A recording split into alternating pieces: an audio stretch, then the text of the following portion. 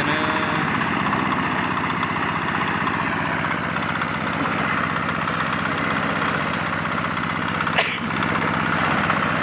cái trống là chơi trả nó đầu nữa nè,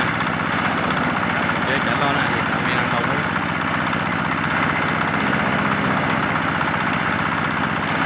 Đầu nó là chỉ chơi cái chỗ nó nè, cái đầu kệ này ha, rồi té là cái trái nè.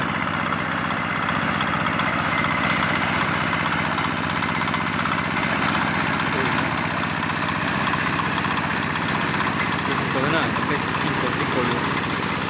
đó là vấn đề này à, nhiều có thế này cổ trống có đó cái gì được cái trái rồi nhà cũng lòng nó là một cái trống chết thế nào cũng là lầu rồi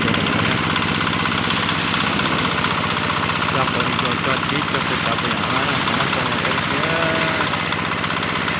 kita chơi như thế này chẳng kita chơi kia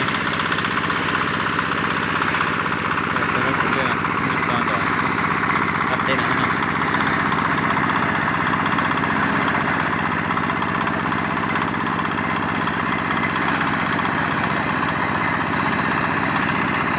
nó chơi đều được chơi giờ nó đi nữa.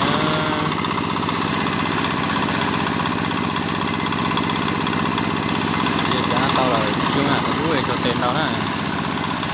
vậy đấy có là chỉ cái tên này, thì nó cái tên này thì tao chỉ lấy cái tầm chung nè, tao nó chỉ cho tao nè,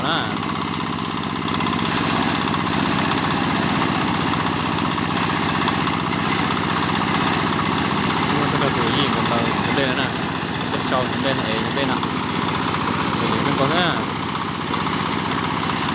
Đắt cái cổ lên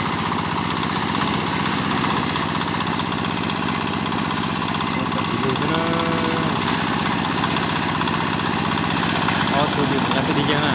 nhà bóng như vậy nó phải dẻo như gì nè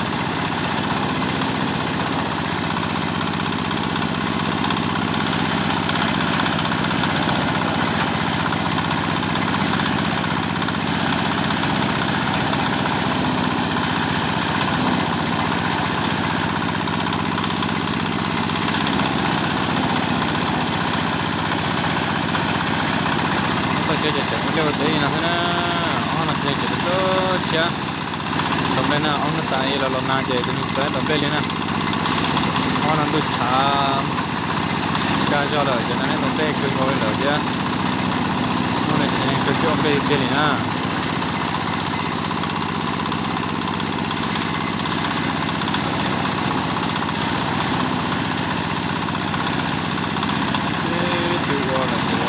Tại vì nó ba tên bắt đầu cho nó